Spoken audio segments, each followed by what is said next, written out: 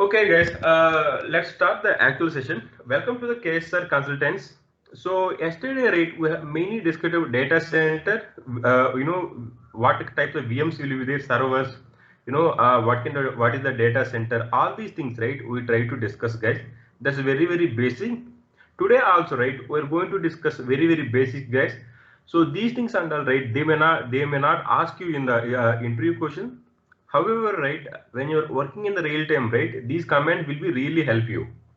Also, before jumping into our actual DevOps tool stack, right, we should learn some basics. As I promised during our demo classes, you don't need to learn anything. If even if you're from the college password also, right, you are good to take this course. We will start from the zero, guys. Some people might be aware, but if you can stay back, right, so we can teach you in the advanced level. So this course mainly we are also considering for the freshers also non-IT background. That may be like telecom background, some support kind of background, mechanical background, anything. So we are not expecting anything from you. You don't need to learn anything as of now. So we'll start from scratch, guys. Okay, guys.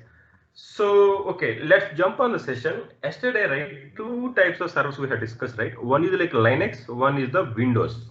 Okay. So today, right, basics of shell scripting and also like PowerShell, servers, how to access, all these things, right? I will try to cover you guys. Okay. Oh, so yesterday I have created a VM, right? So to create a VM, right, currently in my local, I am using the hypervisor called Oracle VirtualBox. Also Vagrant, I am using it as a CLI based admin tool. So with this, right, I can create a number of VMs whenever I want. Let's say like just if I run this command, right? So what it will do is it will be able to create a CentOS 8 server for me in my local machine.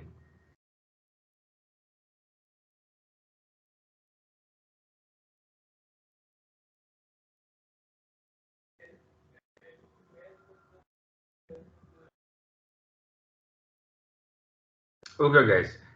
Let's go through the all the process. Okay, let's compare with the Windows just for our understanding, guys. When you're starting Windows, right, what will happen is first of all, there is some booting process will be there. That means you will get your username on the screen. I mean, when you switch on the when you power on your laptop, right? What will happening is it will load and it will show your username. It will wait for a couple of minutes and then finally it will ask you to enter your username and password. Then you will see your users desktop folder. Yeah, am I correct, guys? Yeah. Okay. So it's like just like that, right? In the Linux, also same process, guys.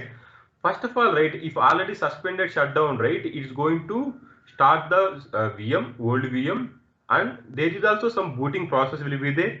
Bootable means whatever OS we have, right, that OS we're going to store to our memory. Okay. Then finally, after successful bootable process, right, I'm going to the user is going to log in, guys. Okay, this is like high level overview. I will go in depth, guys. So once you come, I will share the comments also to you after completion of session how I have created VM. Okay, then in the Vagrant, right, one of the benefit will be passwordless authentication. We can enable very easily, guys. That means you just run a command called Vagrant space SSH. SSH stands for secure shell. When I run the command, let's see what will happen in this. I have created a VM. It will allow me to log into the server without any password. As you can see here, right, it's not asking for the any password, guys, because I have my SSH key will be there. In the future sessions, right, I will cover that part. Okay. So once you enter to your Linux VM, right, what you can see, guys, here, you can see some box, array kind of box is there. Here, this guy, first one will be like, if you see, right, this kind of email address, just like email address, right? Vagrant is your email, Vagrant is your username, and localhost is kind of your domain name, guys. You can also think like this is a host. Okay, Vagrant at domain name, host name of this particular Linux server. Also, one more thing, you can see this. You can see this symbol. This is for the non-root user. That means in the Windows words, right, you can say something like admin user, non-admin user. If you're admin user, right, you will get something like hash here. If you're non-admin user, right, you will get something like that, delta symbol. If you want to become admin, right, you can run this command called sudo space su. What will happening is it will allow you to become a root user. In Windows, right, whenever if you want to perform some action which will require admin access, right, you will get some pop-up, right? You will get some pop-up. It will ask you to allow the admin access, something like that. Some permissions it will ask. Just like that, in Linux also, if you up to the user can do some set of access, the root user can do some set of access, guys, some set of commands. Here what I am trying to do is, since I have become root user, right, I can do anything. Okay, if you see the difference between both, right, here this is the non-root user, this is the admin user. Here root, since this is the root username at localhost, same command. This is my current folder which you can ignore as of now. This is, if you see, right, this is the dollar symbol, guys. The dollar symbol is only coming only for the non-root user. Dollar symbol, hash symbol will come for the super user, that means admin users. Any doubt, guys, you have until now? Please free to ask anything. I'm happy to answer you guys.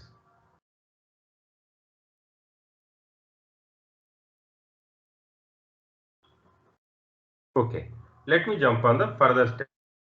Just like that, if you want to access a Windows server, right, how you will do, guys? Let me show you that part.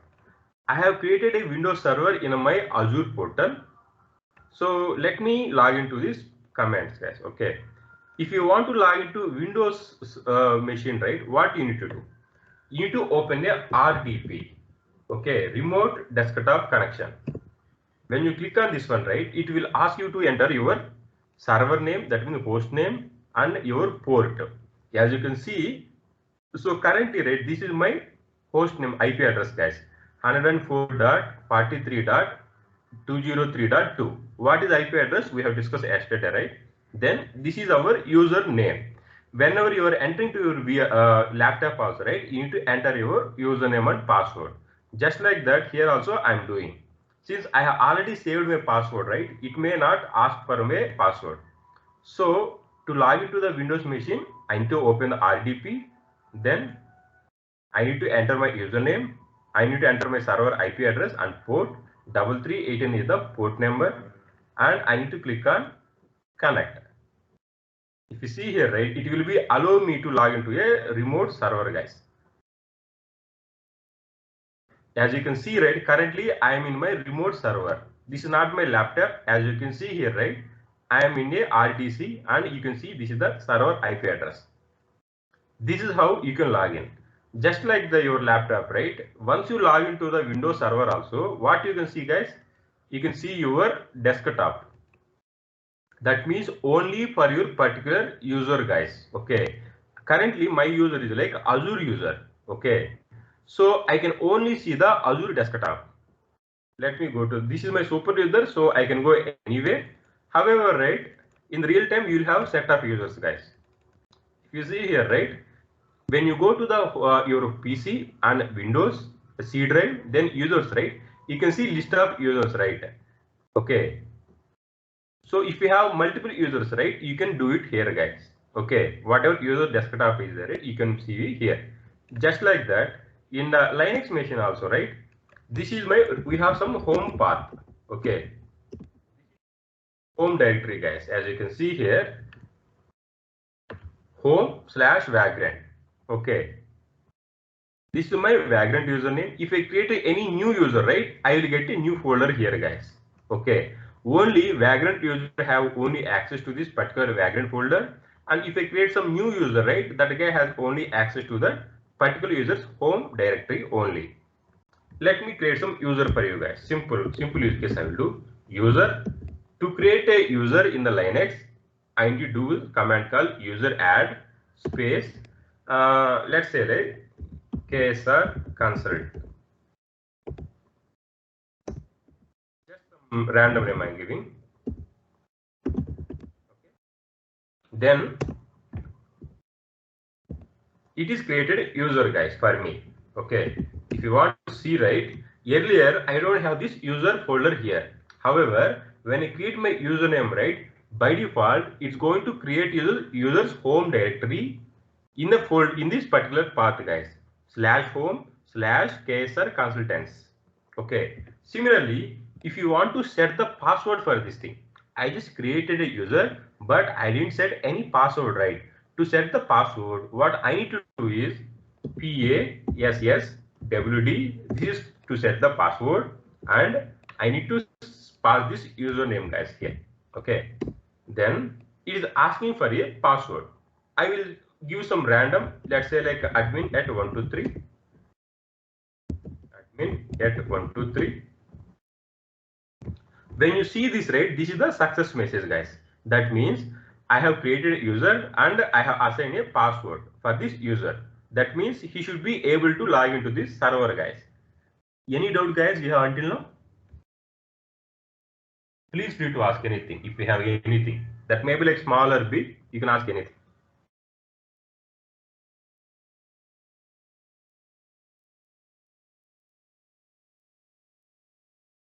Okay, guys, I'll take it as a no. Now let me open a. So earlier, right, to connect my Windows server, what I have done, guys, I have opened a RDC remote desktop connection. There I have entered host name. Host name is IP address, port, and my username, right? Just like that, I am opening some SSH tool called MobiXter. There are some n number of tools, guys, which are available in the market. You can choose any one as per your requirement. Okay. Now, what I am trying to do is, just now I have created a user here, right? What the username is?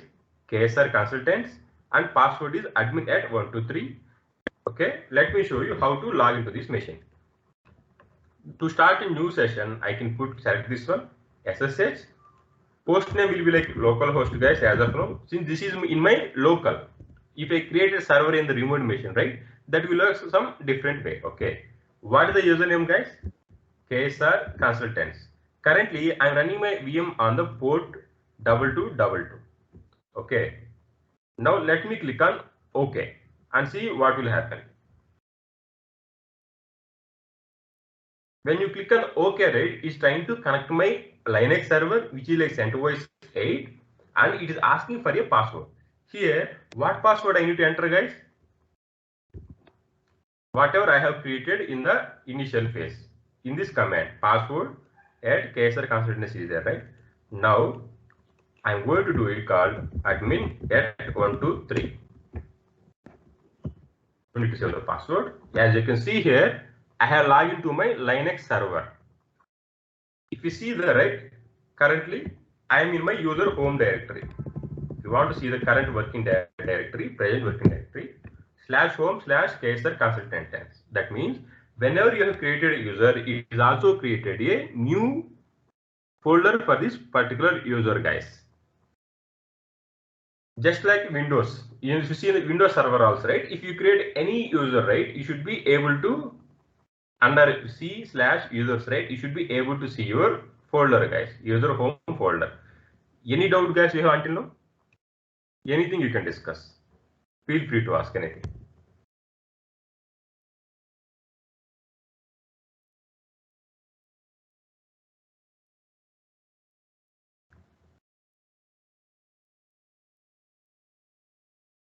Okay, guys. So I'm going to continue, guys. If you have any doubts, right, you can interrupt me. That should be fine.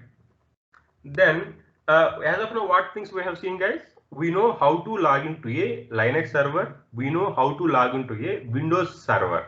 Also, we know how to create a username and how to assign a password. In the, in the what to say, in the real time also, right? What will happening is, you have a team, DevOps team. Okay, someone joined newly, maybe into the development team, maybe into the QA team, maybe into the your team itself. In that case, you need to do these steps, guys. You need to create a new user. Let's say like some name, KSR Consultants, right? Just like that, you can create your own user as per your requirement using this command. Then you can assign the password to him, and you can share the credential to him, so he should be able to log into the server. This is how in real time also, right? We will be manage the user management, guys. If you have any doubts, right, please let me know. Okay. Then I will move further, guys. So here in this session, right, today, like very basic commands I'm going to teach. From the tomorrow onwards, right, I'm going to start off with the DevOps tool stack, guys. Please install all the required softwares, whatever I have shared yesterday. Also in the morning session also, right, I have shared, right. Say like Vagrant, Oracle VirtualBox, and Git Bash. These things should be installed. By the end of the session, right, I will also share a set of commands to bring up a new VM in your local, guys. Okay. Now I have segregated a commands, guys. So like like file commands, process commands, system commands, networking commands, compression commands. Different. These are like very basic commands, guys, which you can do in the real time. As a promise, everything will be real time, guys, in our sessions. Okay. So I already logged into my VM, right? If you want to list down folders, right, directory in Windows, right, you have the flexibility saying like if you want to open anything, right, you can go to the folder explorer. If you can go to the C drive, right, C drive, D drive, E drive, anything you can go, right. So you can go to C drive, you can go to the Windows program files, HashiCorp, any folder, right, you can go here. Just like that in Linux, right, since we don't have any UI, we can also create UI in the real time, right? You can't actually use your UI. Okay, whatever you are doing, right, everything from the command line basis only you need to do, guys. That means SSH command you need to run to connect to the server, just like this. So how I have done here, host name and port, username and password I need to pass, and I will get something like this, guys. Here, if you want to list down all the files, right, ls space lhrt. When you run this command, right, you can see all the files and folders in this particular path, guys. Currently in my home directory, I have these two. Let's say like Vagrant and KSR Consultants. Okay. This is how, right, you can list down all the folders and files, guys. Then let's move to further. If you want to change the path, change the directory, that means currently let's fire up one more command, pwd. Pwd in the sense present working directory, guys. Currently I am in the /home directory, right. Now if you want to go to the Vagrant folder, right, I can fire up this command, cd space Vagrant. Then if you see again, right, current directory, right, present working directory, see this home/Vagrant. This is how, right, you can go to any folder and you can come out from the any folder. Again, if you want to come out from this folder, right, you can pass something like /home, guys. Then if you see again, you can see something like this. Once you may think like this will be complex. Once you started doing hands-on, right, within one day you will be very good, guys, with this Linux CLI terminal. Okay. This is for the present working directory, CD directory. If you want to create a folder in Windows, what you will do, guys? You'll simply like let me not sure we have permission. Okay, to create a folder in C drive, we need admin user permissions. So let me create a folder. What I will do in Windows, I will just right click and I will create a folder, something like this, something like test folder. In the Linux also, right, to do it, we have some set of commands, guys. To create any folder, right, I can use command called, let me go to the icon, mkdir, that means make directory. Okay, mkdir means make directory, and some test folder you can create, guys, here. And again, to list down this one, right, you can do this one, ls space lhrt. Currently, I have created a test folder. If you want to go to this folder again, cd space test. The current working directory, home, Vagrant, test. In this folder, I am there currently. Okay. So just like that, guys. For any operation, right, we have commands in the Linux. So most in real time, right. So since we don't have any UI, right, you should be very familiarized and hands-on with these CLI commands, guys. That's why from our end, right, before going to actual DevOps session, that may be like a DevOps tool stack or Azure DevOps, right? We're going to start with the very basics, guys. Please practice. I will share the comments also to you. So please practice. Once you bring up your VM, then we are good to go to the DevOps tool stack, guys. Then I have, if you want to create a file, right, how to do that thing? There are some multiple ways, guys. Simple way will be, let's say like touch. It just creates an empty file, guys. Text.txt. Let's say I want to create some text file. This is the text file. If you see the content, right, this is empty. In Windows, how you do, guys? Just right click and create a, let me go to the file, right click, new. If you want to create a folder, you will create a folder. If you want to create a text document, you can choose this one. Simply tester. Simple. Okay. So whatever we're doing in the UI, right click and left click, right? Here we're doing in the CLI, guys. Command and arguments, we're passing a command, it's doing work for us. Let me go to the further. I have something like this, right? Now, in case if I want to copy a file to a different file. So in Windows, what you'll do, guys? Right click, copy, and you'll paste somewhere, right? Just like that in Linux also, right? So currently I have a file called text.txt. Now I want to take a copy of this thing to the text1.txt. You can use a command something like this, guys. CP for the copy. Now let's see this ls space lhrt. See, I have a new file again here, text1.txt, guys. Move means, as you know, it will rename it completely, guys. In the Linux, we have command for the move is something like this, mv. mv stands for the move. Okay, text.txt, text2.txt. What it will do is it will rename completely, guys. This file won't be present now. Let's see now. Let's see the space lhrt again. If you see, right, my text1.txt file, right, it is not available. Why? Because when you're doing this copy operation, right, you're taking a copy of existing file. Okay, move means you're completely renaming the current file, guys. That's why when you do the copy, you have a new file, also old file also available. However, when you perform the move operation, right, we can see this one, old file is not available, only the new file is available, guys. Similarly, if you want to remove any file, right, you can do something like this, guys. rm space minus rf. This is a folder also you can create, guys. R for recursively, F for forcefully. Let's say one for text1.txt you want to delete. What you can do is rm space rf. This is my command and this is my argument. Which file I need to remove? Text1.txt. Then, if you want to see, let's fire up the command again. ls space lhrt. If you see, right, since I have deleted this text1.txt file, I have only text2.txt file, guys. Any doubt, guys, you have until now? Let me know, guys, if you have any doubts. I'm happy to help you.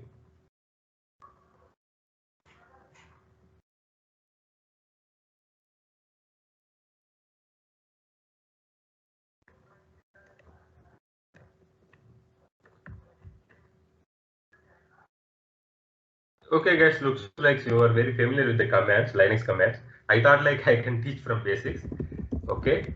So if you want to clear the current screen, right, you can run something like this, clear. So it will clear all the screen and it will be start from the scratch. Okay. Now let me go to the further, guys. Currently, what things we have seen? We have seen in the file commands. Let's go to the process commands, guys. In the Windows, right, your laptop is getting hanged. Okay, you felt like more resources are being consuming. How will you know, guys, this part? Can someone tell me? You please tell me, guys. So I want to make it a very interactive session. You can talk anything. We'll go to task manager. Exactly, perfect. Now right click, task manager. In the task manager, I have a lot of options. CPU, memory, disk, network, GPU, all these operations. Also, if you want to see the graph, right, you can see something like this. CPU utilization, also startup, if there is anything is starting, you can see something like this. If user is processor, you can see something like this. All the list of service also you can see guys here. Whatever service has been running here. Just like that, in Linux also, right? We have a set of commands, guys. Okay, to list out all the services, right, which and all working right now, we can pass a command called ps. Okay, if you see here, right, I have a list of all the process which and all running in the current VM. All these are different processors, guys. Just like Windows, right? To bring up a Linux OS also, we need a set of process should be running whenever you are doing this restart of VM. Okay, the ps space ef is the command to list down all the processes, guys, which are running in the current machine. Just like Windows, we have the command. Then, if you want to see the CPU, these kind of usage, right? CPU and memory usage, right? Let's see how to do it. Free space minus m. If when you run the command, right, what is happening is my current CPU is like 1 GB, guys. Okay. So, okay, 1 GB is there. Let me see that in the human readable format. Total is like 810 MB file I have. Okay. From here, how much is using, guys? 158 RAM only it is using. Free is like 323. Buffer cache, all these things will be there, guys. Available this kind of free memory. If you want to install any software, right, I need to check this one. What is my CPU and memory? Similar, just like Windows, right? If my VM is getting crashed, or VM is like, hanging, right? Then I need to fire up these commands. What is the memory it is being consuming? Okay, what is the current free memory which I have? Just like Windows also, I have something like this, right? I can see, okay, 58%, okay. When you cross the 90%, right, that's kind of danger symbol. So I may need to kill some processes. Okay. Again, one more command I will tell you guys. This is something like top command. What it will do is, it will list down all the processors, which and all top CPU and memory consuming processor, guys. Currently, I created new VM, right? This is fresh VM. So I don't have any processors. I mean, any high-end CPU and memory consuming processors, guys. If there is something, right, as you can see here, this is for the CPU. If you can see here, right, percentage CPU. Here you can list the what is the CPU percentage is been taking. Here you can list down the what is the memory percentage is taking, guys. Same screen you can compare with your startup task manager here, CPU, memory. Network also we will see in the later. All the apps names, right? If it will listed here, guys. So what I can say is Linux is not something like rocket science. That will be pretty easy. Only like within 1 day, right? If you can practice just like whatever I am doing, right? Try to compare with the Windows, guys. So if you're completely directly jumping into Linux, right? You don't learn anything. Okay, all these are commands. You may not learn also. When you compare with the current Windows, right? You will try to understand. Okay, if you want to see the CPU and memory, I'm going to Task Manager. I'm going to this particular tab. Okay, in Linux, I need to fire up these commands. Just like that, right? Try to understand the concept, right? Instead of by heart the commands, guys. In real time, right? That will be really help you. Like processor based commands, guys. I will move further. This is the system based commands, guys. Okay. If you want to know when my system is started, I mean, from how many days my VM got up, you can use this particular command, guys. Uptime. As name mentioned, right? When my PC started. If you can see here, right? Uptime. When I run the command, what is doing, guys? From last 41 minutes, right? My VM is up. Also, 2 users are currently logged in. Why it is showing, guys? I have logged it as a root user. Here, I have logged it as a KSR consultant user, right? If you can see here, 2 sessions I have opened. So currently it is saying like 2 users are being logged in. If there is some load, right, you can also list down here, guys. This is how this uptime can be helpful for you. If you want, let's see this, let's close this one. Let's wait for a couple of seconds. Let's fire up the command again. Currently, if you see here, right, I have closed my one of the session, guys. Because of that, from 2, it become 1 user. Okay. Like this, right, you can also see how many users are being logged in my Linux server in the current time. Also, there is another way. There is something like WHO, who. Currently, I have opened session it as a Vagrant, right? Just like this. Who am I? That means it will print the current username, root user. This is what this guy will do, like last, what are the last reboots are happening. You see, right, currently I have logged in, right, this Vagrant user. What it is saying is I am still logged in. That means I am doing some activity. KSR Consultants, I close the I close the tab, right? Because of that, it is showing that it is session is already closed here in some time back. Otherwise, right, here also it will show like this is also still logged in, guys. This is how, right, you can see in the Linux, very easy, guys. In Windows, we don't have this kind of flexibility. That's why Linux is being choosing by the, if you want to host any application, right, Linux is the first preference. Also because of security. So compared to hacking to Windows and compared to hacking the Linux, right, Windows will be very problematic, guys. Most of the hacking attacks will be happening on the Windows, not on the Linux machine. Okay, there are some lot of advantages. I will give it as a task for you. So why to go for the Linux? Why to go for the Windows, guys? This kind of task for you. Understand the concept, guys. It's not like just don't by heart the question directly. Understand the concept. It will really help you for you. Then these two come in Visa. In the Windows, right, if you want to see the system information, that means what you will do is system information. You click on this one. I think something happened with my PC. Okay, something this is something wrong with my PC actually. When you open something like that, you will see the system configuration. Let me do one thing. I will try to see from here. This also should work out. Okay, what kind of things you are seeing as here? This is my device name. If there is any OS, right, OS specification, everything you can see, guys, here. Currently, I have this Windows 10. It is showing something like this version. I know OS patching, all these things, right, we can see in the system information. Just like this, in the Linux also, right, I have a command called uname space a. Let me fire the command uname space -a. When you run this command, right, it is showing what is showing, guys, Linux machine. Since this is the Linux OS, this is my system name. Just to compare, guys. This is my device name, right? This is my laptop name. So here my host name is like localhost. Okay. This is my kernel version.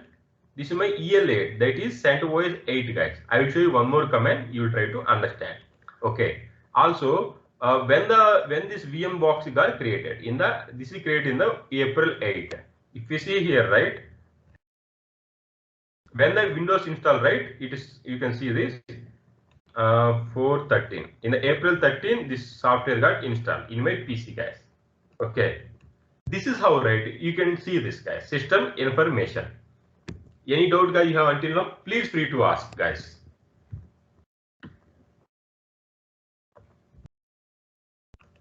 If you interact, right, I can teach you better, guys. That's what I'm telling you.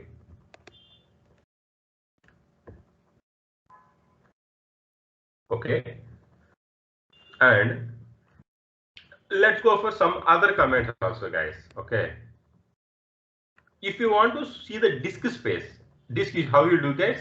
In Windows, you're going to go to my PC, C drive, D drive, E drive. I have 3 drivers now, and here, right, I can see like what is the free space in the C drive, what is the free space in the D drive, and what is the free space in the E drive. Okay, now what I'm going to do is in Linux, how to do it, guys.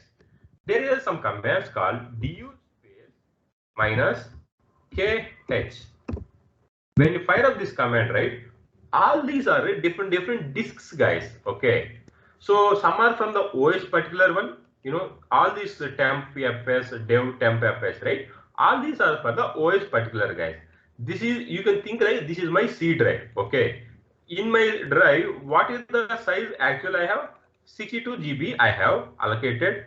Currently, it is only consuming the 1.6 gig. And what is the available space, guys? 61 GB is the available. Also, you can also see in the percentage, just like in the Windows, guys. Here we're doing it from the UI. However, in Linux we're doing from the CLI, guys. Concept will be same. Okay. Let me move to further. Same command, guys. df or du also. Then some networking, guys. Okay. If you want to download some file from the internet, guys, what you can do is, okay, let me show you how we can do it. I have sent some commands, right, sometime back. What I'm trying to do is, I have something like git exe, right? In Linux we don't install using the exe file, but just for your reference, right, I'm going to download this file, guys. How to download? W space get, and you need to pass the file path URL. Let's say when you run this, right, what it's doing is to connect to the remote machine, that means to this particular URL, and it's trying to download, guys. In the Google also, right, in the Google Chrome also, when you fire up this command, what will happening is, 1 minute, just when you click on this URL, right, it will redirect something like this, and it will try to download. It will show the downloading progress. Okay, here, let me cancel this one. Why to waste memory? Why to waste the network? Here, just like this, right, in the Linux also, right, we have a command, guys, for everything. Now it's trying to download. After downloading, right, let's see the file.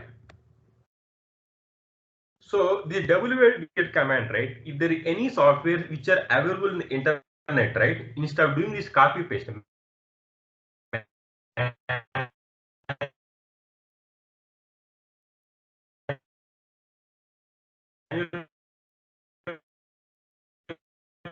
download it, guys. See, you can see here git exe file.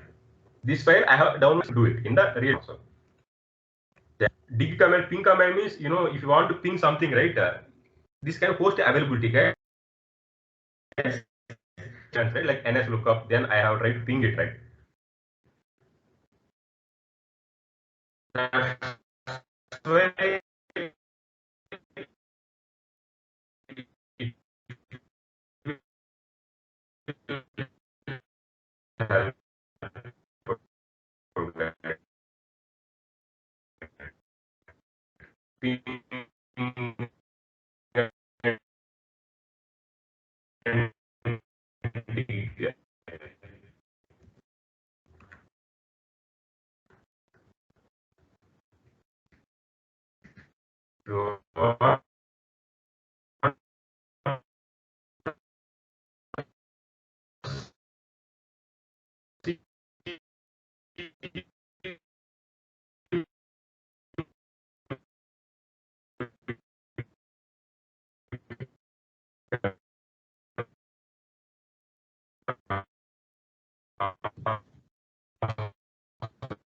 right. Hello. Bing.google.com.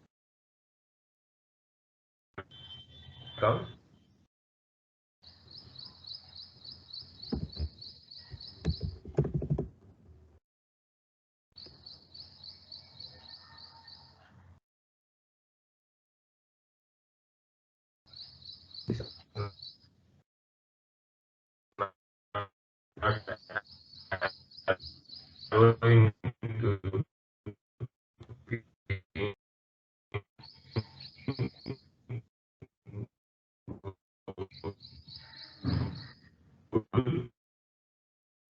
security one.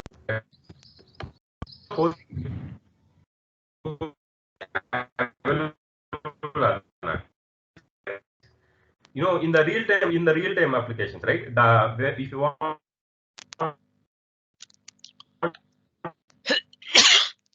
when you use this tar file or gunzip, right, 1 GB file can also become like a 20 MB file also. That is also can be possible with this command tar and gunzip test. Let's see some small example. here what I'm trying to do is I already some set of files, right? text2.txt and git.exe, guys. Now I'm going to fire up a command called tar file. To create a tar file, right? Tar space -c. Okay, I have multiple files, right? I'm going to use cf. Okay, let's select. I'll put like test.tar file. Star means whatever current folder, all these things, right? I will tar, guys. That means I will compress. Let's see what will happen is. I have a file here, test.tar file. Let me move this file to somewhere. I will try to extract it so that it will be familiar. I have something a temp folder. Let me go to the temp folder, guys. Here, if you want to extract it, right, to create a file, to create a table, what I have done, guys? -c. To extract a file site, I need to use -x. X for extract. Okay, then test.tar file. Let's fire up the command. Let's see what data we have. Earlier, when I run the ls commands, I don't have the only two files I have. One is some service, one is some folder, system private folder. One is test.tar. Since I have successfully extracted, right, I can see the data now here in the temp folder. Git test. Just like this, right, you can follow the other commands also, guys. These are like very, very basics, guys. So when you're starting this real time, right, we'll get to know like more commands. Any doubt, guys, you have until now? If you have any doubts regarding anything, right, please let me know, guys. So I will show you small presentation. It's not like, this kind of real time only, very minimal one. So before going tomorrow, right, how to use this VM, I will showcase you and we can drop off in 10 minutes, guys. Before that, if you have any doubts, right, please free to ask anything. That may be regarding job, that may be can support anything. I am passing for a couple of minutes, guys, here for you.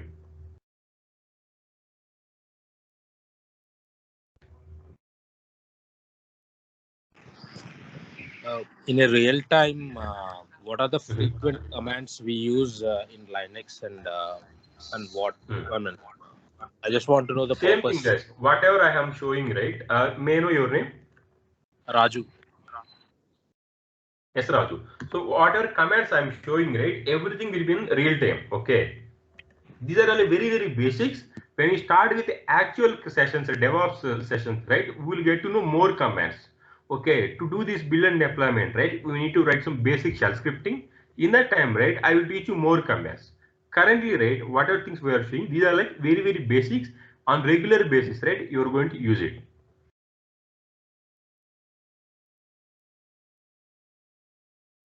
Any further doubts, guys? Please free to ask, guys. Hi Venkatesh, Sai here. Hi, Ganesh. Yeah, I just want to know from where I can access recorded sessions of this training modules. I think our team is going to share it. So they will edit and they will share it to Sai. I think let me talk to the team so you can get them. Okay. Because even yesterday's session I haven't received.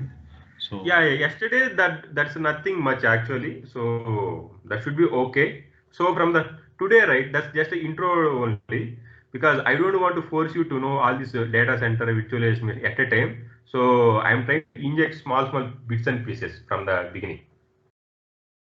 These what are the things? These are very, very basics. From the tomorrow, right? The session will be very, very important. Please join. Okay, don't miss any session. We'll start with Jenkins, all this stuff from tomorrow onwards. As I mentioned, right, by the August 10th, second week, right? You should be good to search for DevOps job. I mean, basic build and build profile. I will tell you guys when to do, what to do. No worries. Okay. Any further doubts, guys? I am passing for one more minute.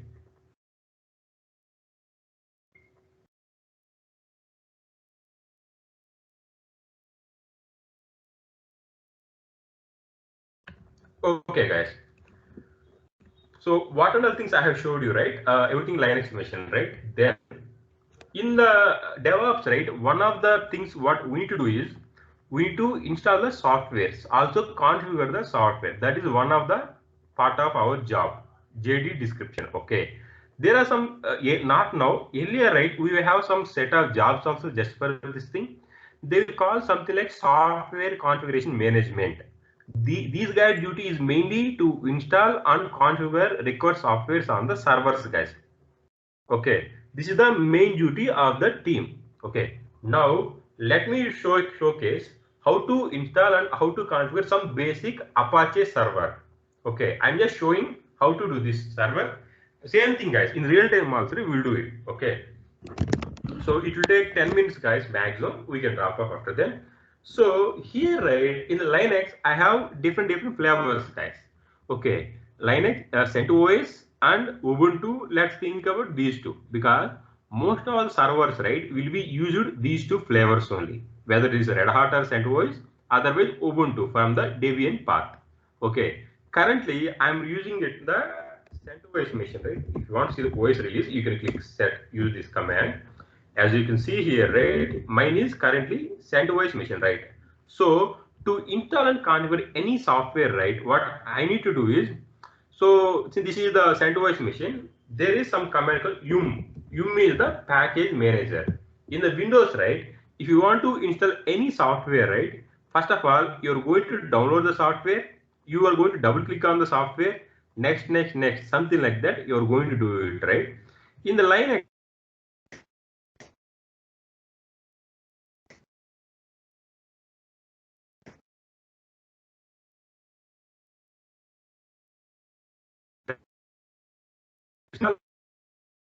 space HTTPD. This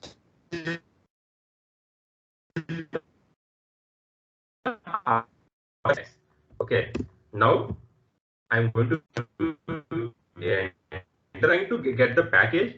Also, it's to fetch for the dependencies, guys. So if you want to run this particular application, what and all things need to be installed? Let's say if you want to install the Maven, right, the prerequisite will be something like Java. Java also will get, by default, it will get installed, guys. Okay. Now it is asking for yes or no. Total download size will be 2.1 MB. Installation size will be like 5.6 MB. Let me give the yes. Why? Okay. Now I have installed a package Apache server in my local.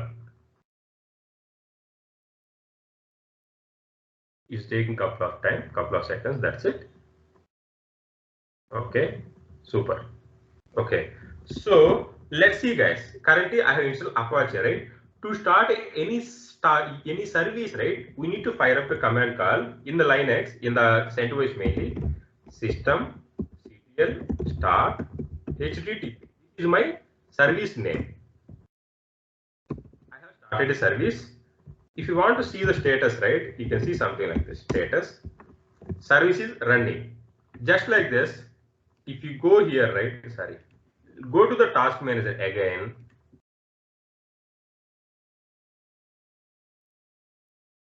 Some services are there here. Here are some services are there, right? So to start or stop, right, you can also do it from here, guys. If you want to stop, restart, start, something like this. Okay. Just like this in Linux also, right? The systemd command will help out for this purpose, guys. Since I have recently installed Apache, I have installed the service, and then I am checking the status. If you want, right, since just now I have started my Apache, right? Now let's see the ps space ef. Let's see. You see, right, Apache, this service is been running, consuming. If you want to see the top command, right, let's see the top command. If you see here, right, it will also come here. SSHD, HTTP is coming, right? Earlier, when I don't have any software, right, it's showing it empty.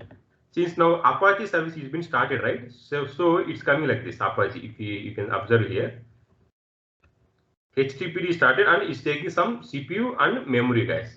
Okay, that's how we can install a software and start a service. Also, just now I have installed Apache, right? This is my application server, okay, web server. Whereas HTTP, HTML, CSS, you may have these kind of naming convention like Node.js, NPM packages. All these things, right, can be installed on the Apache server and can be exposed over the internet, guys. That part we can also do it, guys. Okay. Now let's see. Since I have recently started, right, now I want to make it as a bootable service. That means whenever my lab VM is getting restarted, right? Then my Apache service also need to get restarted, guys. To do that, I just need to run same command, systemctl enable. I need to pass a command, guys. That's it. Enable space HTTP. That's it, guys. What it is doing is it will copy my service file to some location, and from now onwards, whenever my laptop is whenever my VM is getting restarted, right, my service also is getting started, guys. Okay, this is how we can perform, guys. Okay, now I have installed a service, right? How to access? That is again problem. Okay. So as of now, right, this Apache by default, right? You can search for the internet, guys. By default, our Apache will will running on the 80 port, guys. If you want to access any application, right, you should have them IP address and port. Currently, since I am running everything in my local, IP address can be localhost, port can be 80, guys. Currently, right, I'm not exposing my port. So when you accessing this one, right, let me show you localhost 80. Currently, it's showing nothing. It will fail, it will fail. Okay, the site can't be reached. Why? Because I am running in my VM, right? I need to enable a connection, security group. Okay, in real time also, right, we are going to in a similar way, guys. In Azure also, right? Whenever you are doing something, you need to whitelist your port to get accessible over internet, guys. To do that in Vagrant, currently everything I'm doing in Vagrant, right? So let me open my Vagrant file. I'll show you guys here. So here's something I have. Config VM network, forward port 80, guest port also I sent you 80, guys. Something is commented earlier in the in the scripting, right? To comment out anything, I will use symbol called hash, guys. Using hash symbol, right? If you put hash means that is kind of comment section. Okay. Now I'm going to save the file 80, right? Now I need to reload the VM to detect the changes. Let me do the command vagrant space reload. What it will do is it will shut down the VM and it will bring up the VM, guys. That's it. It will take a minute. Meanwhile, right, if you have any doubts that may be like small or big, right, please free to ask, guys. As you can see, it's trying to shut down the VM.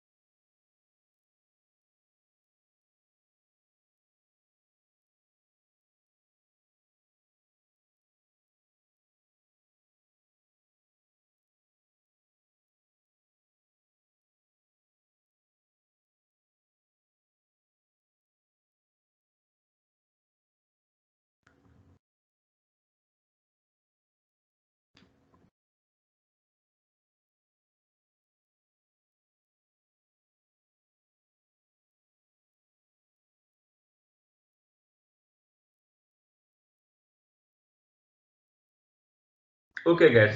So currently, as you can see here, right, 80 is there, right?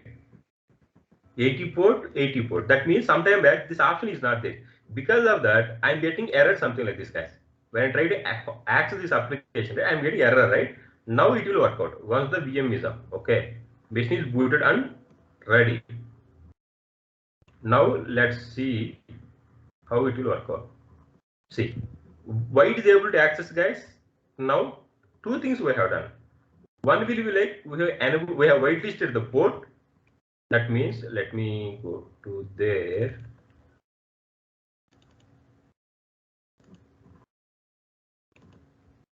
I'm opening the Vagrant file here.